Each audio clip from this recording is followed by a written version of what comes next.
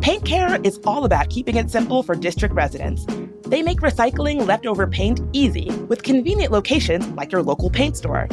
Paint Care has 3 simple rules for painting smarter and reducing waste. 1, buy the right amount of paint for the job. 2, use up what's left. And 3, recycle the rest. Visit paintcare.org/3simplerules to learn more, or find a paint drop-off site near you.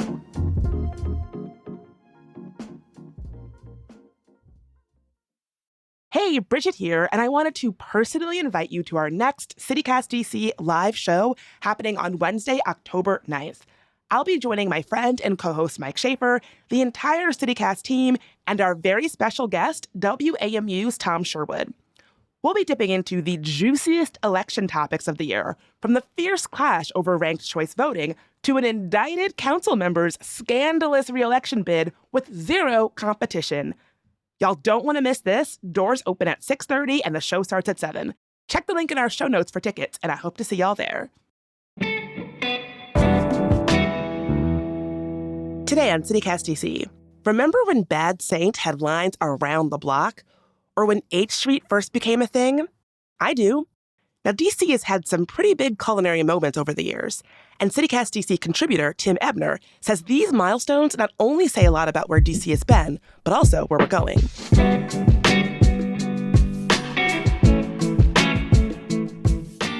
Today's Wednesday, September 11th. I'm Bridget Todd, and here's what DC is talking about.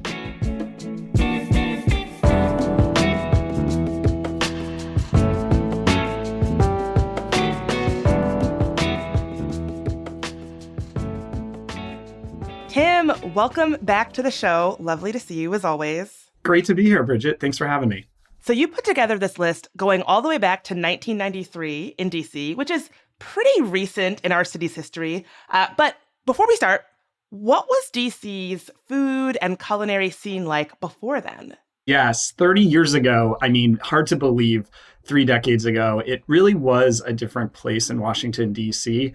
I think a lot of our restaurant renaissance really started about 3 decades ago, and there's really truly just one person you can credit with that. Obviously, it's Jose Andres. He's a global chef, a well-known celebrity. He is someone who came to Washington and really started cooking in a way that changed the restaurant scene altogether. A lot of his restaurants focus around the Chinatown area, and that actually coincided, if you recall, with the Washington Wizards, who at the time were the Bullets, moving into that neighborhood. So really, truly, what we have to thank for Jose Andres is creating a restaurant scene in downtown Washington, D.C. And his first restaurant, Aleo, actually just celebrated 3 decades. It's the Spanish tapas restaurant that is still in its original location. And, Jose's empire of restaurants has grown over time. It includes several locations in Washington, D.C. Zaytinya for Mediterranean food, Oyamel for Mexican cuisine, as well as Chilcano, which is that mixture of Peruvian and Chinese influenced food. But Jose has also really built an empire globally. His restaurants are everywhere from Las Vegas and New York City in the United States, but also around the world, including Dubai and Mexico City. So you can't really talk about Washington's food scene without first recognizing the contributions of Jose Andres. And what's really funny to me is I've grown up in this area, and one of my first interactions with the DC food community was actually a visit from Jose Andres. He came to my high school, believe it or not, when I was a freshman, and spoke about what restaurants can do and how food can change the world. And, that impact of Jose has actually, you can trace that impact on my life and the work that I do. But I feel like there are so many other people in this community who have had that same interaction with Jose. So we really have to give him full credit for what he's given to this restaurant community and how he's developed DC as a dining city. He was the first big food guy, like food celebrity person who was talking about the intersection of food and culture and food and, just all of the things that make life great. He was the first person I saw really talking about that. And it was so cool that he was, taking up space in DC. Like, it really was a game changer, I think. I agree. And what I also love is that Jose Andres also comes from a lineage of chefs that predate him, people who are still cooking to this day. So if you think about Chef Ann Cashin, who used to own Cashin's Eat Place in Adams Morgan, she also now is working and operating out of Le Bon Vac in Georgetown. She is probably one of the original restaurateurs of Washington, D.C., and gave Jose Andres his first job, actually, ever, working at Austin Grill in many restaurants around the DC community. So, Jose stands on the shoulders of many other restaurateurs, and I find that so amazing. Folks like Ann Cashin truly is one of the most influential and inspiring people that I think we have in this restaurant community.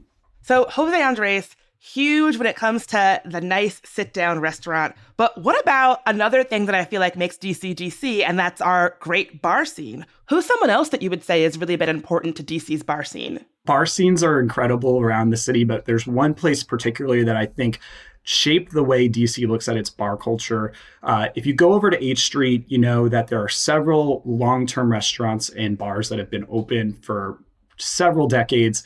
You can't really talk about H Street without mentioning the name Joe Englert. He is someone who recently passed away, but has left an incredible legacy on this city.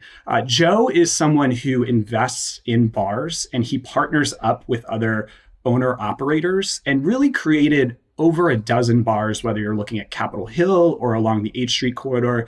And it turned that part of the city into truly a nightlife destination. So when you think of Joe, you have to think of restaurants that are still in existence, like Sticky Rice and Granville Moore's.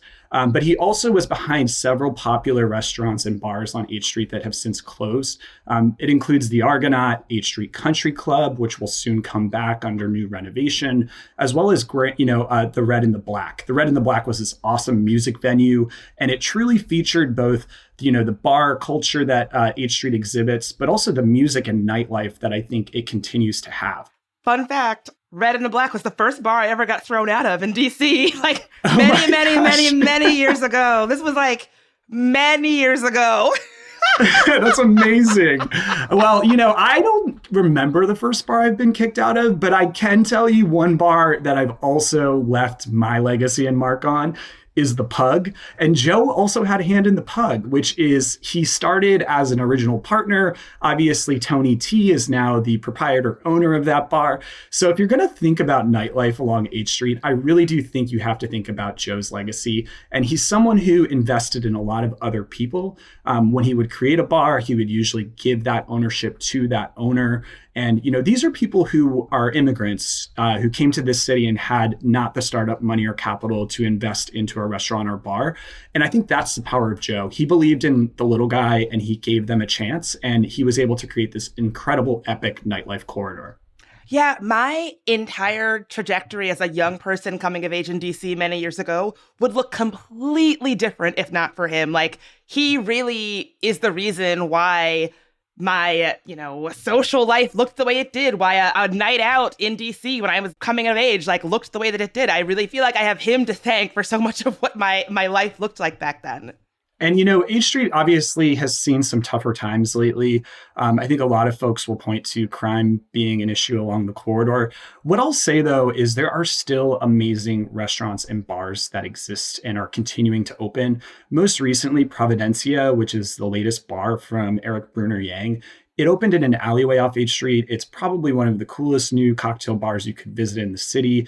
I'd encourage folks to go over there. I think the story of H Street is that there are a lot of really old row house style buildings along that corridor, several of which are in the process of renovation. And I do believe we're about to see another renaissance of the H Street corridor. It's obviously been tougher times during the pandemic, but I think there are a bright future ahead for that street.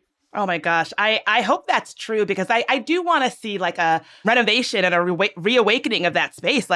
When H Street became a more poppin' spot, that was such an exciting time for the city. And I would love to revisit that time. I totally agree. And I still go there pretty much every weekend. So you can find me at a bar probably over there. People are going to be like, oh, is that Tim from CityCast? Yes, it is.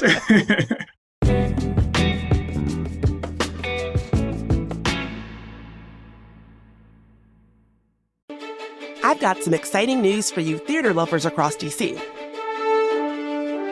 The Peabody Institute of the Johns Hopkins University is going big to celebrate 1 year of performances at the Bloomberg Center, DC's newest venue for music and dance.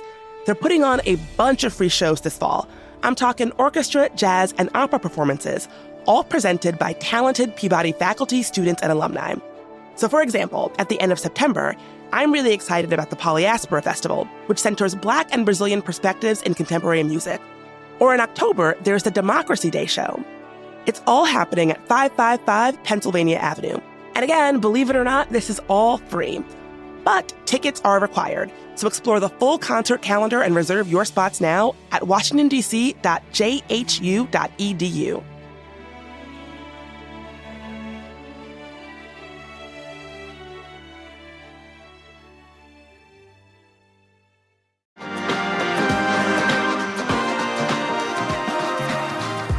So why in the world does Hugo, a quiet postal clerk, keep getting married? Based on a true story, the 22-plus Weddings of Hugo Multiplay is a raucous tale of a beautiful crime that delves into several hidden themes of our day, from empathy and immigration to love in times of hatred, and the universal need to find refuge in a place, person, or a feeling. 22 Weddings is a lot. I definitely want to know what Hugo is thinking. The play premieres at Gala Theater in Spanish with English surtitles. It runs from September 5th to 29th. Learn more and get your tickets at galatheater.org. That's GALATHEATRE.org.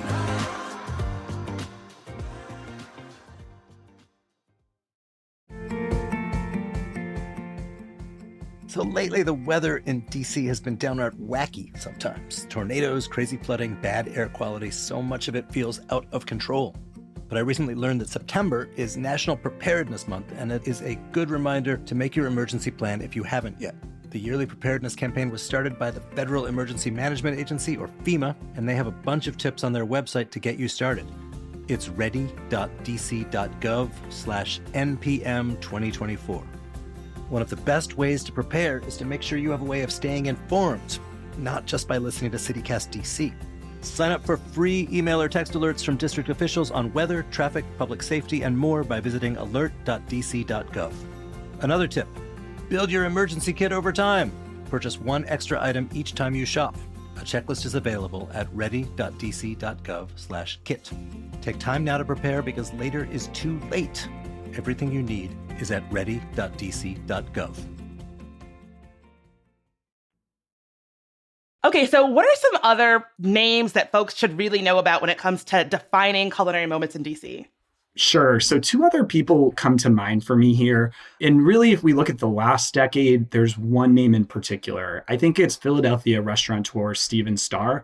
Now, granted, he's not from Washington, D.C., but he is single-handedly responsible for creating a restaurant style that I think the likes of Washington has never seen before. And obviously that is, Le Diplomat. We can't talk about Stephen Starr without talking about Le Diplomat.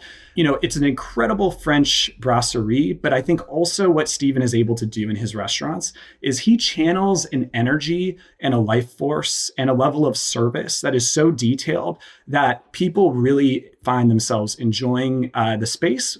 And, it could be you're just there to have a snack, a glass of wine, or a full meal. Stephen also has a lot of other hits, obviously, since opening Le Diplomat. We can think of St. Anselm and Union Market. There's El Presidente, which is also his latest addition there. And then Pastis, which is his New York version of an American French cafe. Pastis is obviously the latest and the most buzziest restaurant I think that he's opened. But he also has several other restaurants on the horizon soon.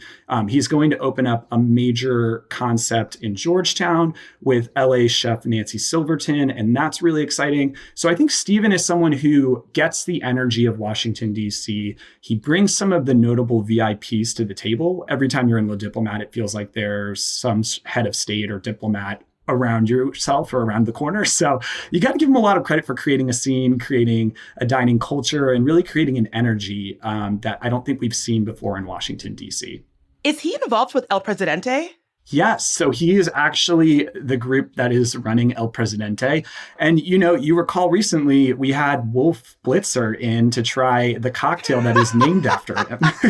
Yes. And that's exactly what Stephen does. He's so smart and he's so savvy in getting those folks to the table. And I think he brings out the best of the Washington VIP.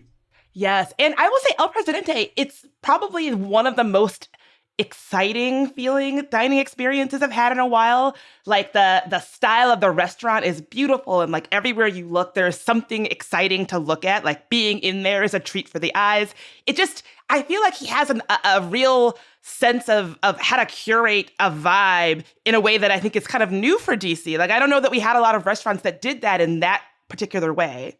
Totally. He plays to the dramatics of a space. And when you walk into Le Diplomat or you walk into El Presidente or you walk into Pastis, you can't help but people watch and look around the room. It's one of my favorite atmospheres for taking someone out to dinner. Now, the other person I'll mention here too, and I think this is important, prior to the pandemic, we had a really important opening that maybe flew under the radar a bit. And I want to call attention to them because I think they're really continuing to change the landscape for Washington, D.C.'s dining scene. So back in 2019, Immigrant Food opened just down the street from the White House. You might remember this was like the fast casual concept where you had sort of a multi-cuisine menu from around the world. But what for me Immigrant Food represents is it defines Washington as a city that supports both food culture as well as advocacy and policy. Immigrant Food obviously is a great restaurant. It now is opened recently in Arlington, and there's a location inside the Planet Word Museum in downtown DC. So they've got 3 locations total.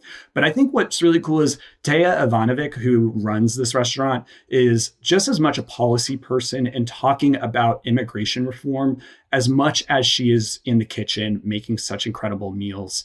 So to me, you can't talk about food in Washington without also mentioning the policy and the politics. And we've seen that for, some time. I remember back even before Immigrant Food opened, we had the one day called A Day Without Immigrants. And obviously that was during the Trump administration. But you cannot understate the importance of immigrants in DC's restaurant community. We would be nowhere without those individuals. And I think recognizing the power that immigrants have and the contributions they bring to our restaurant community are some of the most important things we can do here. So Taya is someone who I think is continuing to develop that and continuing to have conversation around the importance of immigrants and an immigration policy that truly best helps them. That's such a DC thing, mixing, love of food and restaurants with that policy of, really wanting to support immigrants and like having there be an advocacy focus to this love of food as well.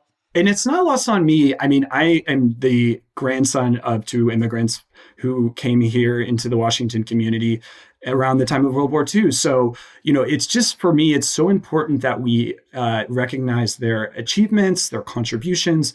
And the other cool thing that I think a lot of people don't know about Immigrant Food is that they actually donate tens of thousands of meals back to the community each year. And so when you go there, you not only feel good about, obviously, the great food they serve from around the world, but you're also making an active contribution to helping feed some of the communities in our region as well. I know there's an Immigrant Food location in Union Market, which really brings up this idea that we've seen entire neighborhoods and spaces be transformed into these foodie scenes and foodie spots that make up our culinary landscape in DC. Tell me about some of those. Yes. I mean, really, Washington is so unique in that there have been neighborhoods in the last decade that have literally been born overnight almost. It seems like that. Union Market is a great example. In 2012, the food hall, which is the original concept, opened by Eden's, which is a very large commercial realty firm. This area was always a place where food distributors existed, as well as a mixture of hodgepodge of industrial space. Like I remember going there and picking up lumber and electrical parts for my dad's construction company like decades ago. And the fact that I now go there to eat fancy, plates of food and craft cocktails and craft beer, it never is lost on me. Union Market truly to this day now is a food neighborhood and destination in Washington, D.C. You've got 2 food halls, obviously, the Union Market original, but also La Cosecha, which is sort of the more Latin-themed market. And it continues to grow almost by the day. So I think we have to recognize that this is a neighborhood that really has dramatically changed over the course of 2 decades. And all of the restaurants there focus around really unique experiences. I think what Union Market brings to Washington is a new type of energy for this restaurant community. And I'm excited to see what happens in the future. It's definitely not slowing down in terms of the development or the progress it's making. Yeah, I'm with you. I never would have thought I would see myself going to have fancy meals in that part of the city. Totally. And, you know, there are still some things over there that are original to Union Market.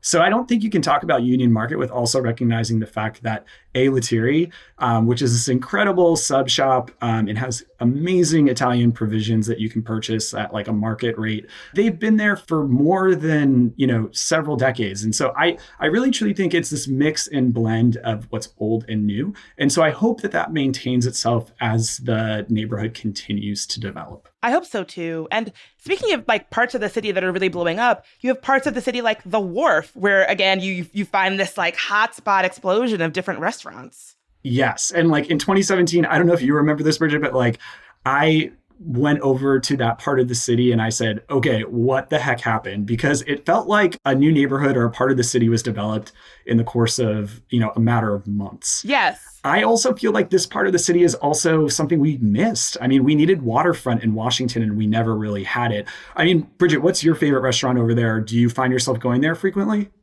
I go there. I almost sort of treat it like a staycation when I go to that part of DC, which I know it sounds how it sounds, but I'm never over there. And so when I do go over there, I want it to be like a special thing. There used to be a tiki bar there that I loved. I don't know if it's still there. Tiki TNT. And that is the best. I mean, totally going to your idea of like a mini vacation, that it gives you that idea of like, okay, I can sit by the water at a bar looking at, the Potomac as the sun sets, and you can enjoy like that nice rum cocktail. Another cool thing I think though about, the Wharf, and we have to recognize the history of Washington, D.C., is that before we had the Wharf, we always had the Southwest Waterfront Market. And that has been really preserved into this development. And, it's where you go in the summer to get your steamed crab. It's where you go to buy fresh seafood. And so that tradition is maintained. Obviously, there have been some changes, and some of the recent vendors like Jesse Tyler's, I believe, is now back at the Wharf after a little bit of a hiccup in a couple years where they weren't. So to me, the Wharf is all about embracing Washington's waterfront. And I think that the development has done a really good job of that, whether it's, Spanish coastal cuisine, which you can find at Del Mar, or, really good oysters from, several different restaurants, seafood restaurants around the Wharf. Personally, my favorite is Rappahannock, which is out of Virginia. But there's really, truly so many places where you can get fresh seafood at the Wharf. And that's my favorite thing. Yeah. In terms of the shaping DC's culinary scene, like we've also seen these new types of food and cuisines that maybe weren't really big in DC before, but then we saw popping up. What are some of the standouts there? Yeah, the cuisines of Washington have been around the block. And, one specifically, Filipino cuisine, has always been in this community thanks to a thriving Filipino population. I actually grew up with my best friend who's Filipino, his mom cooking me lumpia. So it was very much one of my comfort foods as a child growing up in, suburban Maryland. But we really didn't have a restaurant scene that highlighted the achievements of Filipino food and culture. What happened in, I think, 2015 is that all dramatically changed. Tom Cunanan, who opened up a restaurant in Columbia Heights called Bad Saint, almost became instantly known. You might recall the line to get in, obviously the waits. It was always a challenge to get that seat inside, but he serves some of the coolest versions of, I think, Filipino cuisine and everything from, obviously lumpia, which is a staple, to really delicious noodle dishes. He also did sticky rice pudding with peaches, which still I remember to this day. So that you can't really talk about Washington, D.C. without talking about Bad Saint if you're talking food. And I think that's really important. Filipino restaurants have grown over time as well. Chef Patrice Cleary, who's over in Mount Pleasant, still has Purple Patch. And her restaurant is really all about celebrating the communal aspects of Filipino food. It includes the grilled meats, the seafoods, the vegetables that you could eat together as a family. And I think that, it's so cool she continues to expand her influence in that neighborhood. Joya Burger just opened up, and that's sort of a take on smash burgers, but with like Filipino accents and flares. And it includes everything like milkshakes and bright ube soft serves. So it's to me something where you can see sort of the culture coming closer together with what would be more American style cuisine. I'm so glad you mentioned Bad Saint. Rest in peace. That was like, I don't think I've ever seen a restaurant open particularly in Columbia Heights, but in DC generally, that became so big so quickly. I remember the line would be wrapped around the corner. It was on my same block, so I used to be able to get in pretty easily. And I will never forget, my ex had bought a hat that said Bad Saint from the restaurant, and he was wearing it up in New York City, and someone was like, "Oh, Bad Saint, the Filipino restaurant." And we were like, "What? How do you know it?" The impact that had so quickly on DC, I don't think I've ever seen anything like it. It took off like wildfire. And also, Bon Appetit wrote about it, I think, as it opened. It got national recognition and buzz very quickly. And yes, Bad Saint is sort of one of those restaurants that closed during the pandemic. But I think there's a next chapter for that concept. And so I'll be looking forward to seeing what could potentially come next. And we see Filipino restaurants opening at a nice pace. You have 8th Street's Haraya, which is one of the latest examples of that. And they even have a new tasting menu format, which I haven't tried yet, but I'm really excited to go over and visit hopefully soon. So this one's a little bit controversial, but I do think DC had a flirtation with barbecue for a bit. Do you remember that? Yes. I think one of my biggest gripes about Washington growing up here was the barbecue just wasn't that good. What do you think, Bridget? Would you agree? Oh, we'll have to do a whole other episode about this, but I went to college in Eastern North Carolina, which, by the way, is where barbecue, most people think, is yes. where it was invented. If you know what you're talking about, that's what you think. I take barbecue very seriously. I would agree with you. DC's barbecue, a little lacking. It was, but not anymore, I would say. There's obviously been a lot of influence from other parts of our country when it comes to barbecue in the Washington area. You can think of North Carolina, like you mentioned. My wife also loves Carolina barbecue, as well as, Hill Country, Texas. I think those concepts have opened in a lot of cities across America and really upped the game when it comes to barbecue. But for Washington, there's something unique here. And I actually got to experience this firsthand at the start of 2020. Now, April 2020 was a wild time, as you recall. Everyone was in lockdown. We were masking up. It was the start of the pandemic. And this was actually when I first got to meet two people who I think have changed what barbecue means in Washington, D.C. And that's Fernando Gonzalez and Debbie Portillo. These are two Salvadoran immigrants who came to this country on a temporary visa to start a Texas-style barbecue company. You know it today as 250 Barbecue, with their location in downtown D.C., but also their original smokehouse in Riverdale Park.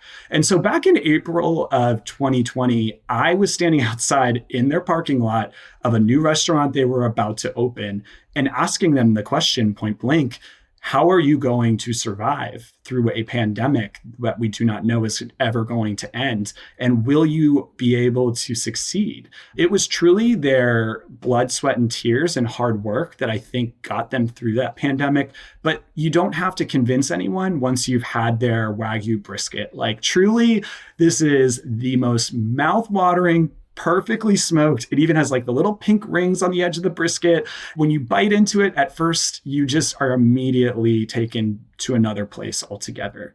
And I think that it's a magical experience that I got to have first in the height of the pandemic. And I actually remember crying a little bit because at a time where everything was kind of going downhill fast, we had this incredible new restaurant open. And so it gave me so much hope for the future for restaurants that were facing the toughest of times. And I really, truly believe that their influence of Salvadoran Tex-Mex, I call it barbecue, is really what is a new version of American barbecue. They make brisket pupusas, which are just like incredible cheese-pocketed tortillas stuffed with brisket. And so for me, this is a couple that brings love and attention to every detail of barbecue, but yet they're not from the United States. And that is the beauty of what I think America is. It is a place where we can take the achievements of other cuisines and cultures and quickly incorporate them into long-held traditions and staples that we hold as some of our best food. It goes back to what you were saying when we talked about immigrant food, this idea of food and restaurants really having the power to, highlight what makes America great, which is our diversity and the different kinds of people and cultures that come here to make delicious food. 100%. It's, for me, all about recognizing the achievements of people who are working really hard and tirelessly to bring some of the most tasty, delicious dishes possible. Okay, so what other defining culinary moments have we not mentioned?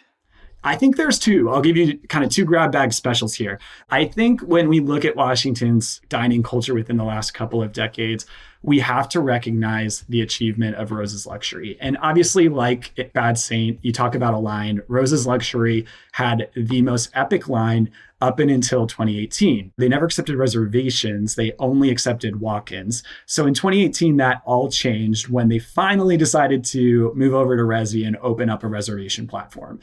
So at the time before that, though, you had people who were like hiring personal assistants to like go stand in line for them, which is like totally bonkers and such a DC thing. But it was like blood sport to get a table at Rose's. And so I think that is something to recognize. Their Southern meets like Jewish grandmother cuisine is something Aaron Silverman introduced to Washington, more than almost 2 decades ago. And I think he really has brought a new level of cuisine to Washington. And we have to give him credit. He has pineapple and pearls now, and he really does fancy, elevated, kind of family style, family shared dishes really, truly well. Yeah, I hate to say, I've actually never been to Rose's Luxury. I didn't have a personal assistant to stand in line and wait for me money. But yeah, I do think you're right that it brings something special to DC, that elevated family style, Southern, like it's really special. And it's something that I'm really glad that DC has and is doing well. I think too, it's much easier now, thankfully, to get a table at Rose's Luxury. But what I think it also brought was some of these Southern influences that I think Washington has always had. And so it gave DC the permission to say, yes, we're a mid-Atlantic city, but we can also do Southern cuisine in a way that's unique and special. There's also just one more I'll add here, Bridget. Remember 2017, Michelin came to Washington. Everyone remembers that day, and I think every chef specifically. What I think is really important here is we do have one 3-star Michelin restaurant. Of course, it's not in Washington, D.C. proper, but it is the Inn at Little Washington in Washington, Virginia. That is a restaurant that's been around the block. Have you been there before? I have not, but it's been like a restaurant that's been in my orbit for a really long time. I know it's got a storied tradition here in the area. I haven't been either because I don't have a cool $500 to spend. But what I'll tell people is there's kind of a backdoor entry to Inn at Little Washington that if you don't have, the money to fork over for the tasting menu experience, obviously it's like farm to table fresh and they serve you cheese from a cow cart and all these like ridiculously extravagant things. You could actually go there for cocktails. They have cocktail hour that's like every day, I believe, from like 4 to 6. You don't have to be a hotel guest to stay there. You can totally roll in, have a few drinks, have a few snacks, enjoy the bar scene. That's a great way if you want to do Inn at Little Washington on the cheap. Or if you walk across the street now, they took a former gas station in this tiny little rural town in Washington, Virginia, and they turned it into a restaurant called Patios. And Patios features several dishes that are actually on the Inn at Little Washington menu in an a la carte way. To me, it's a much more accessible, much more affordable way to experience 3-star Michelin dining. Well, Tim, maybe we'll go. It'll be a CityCast DC and contributor field trip. Maybe we can arrange this someday. We'll have to ask how they feel about live podcasting. Maybe we can eat and do live podcasting, although I'll probably have something in my teeth. Tim, you are a walking encyclopedia of DC's food scene. Thank you so much for being here. Thank you, Bridget. I so enjoy my time with you.